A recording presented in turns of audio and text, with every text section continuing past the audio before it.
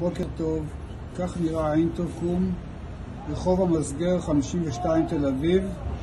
בואו ננסה לעזור ללקוח שהאינטרקום ייראה קצת יותר טוב.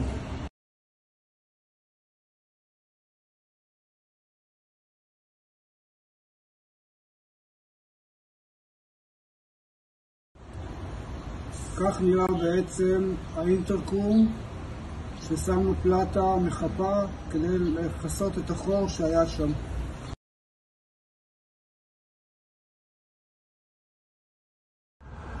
הגענו לסוף היום. שימו לב על האינטרקום ומה שהיה קודם. ללקוח יש גם רשימת דיירים שיכול בעצם לדפדף ולראות איזה דייר, וכמובן ללחוץ קוד הדלת פתוחה. ולהיכנס.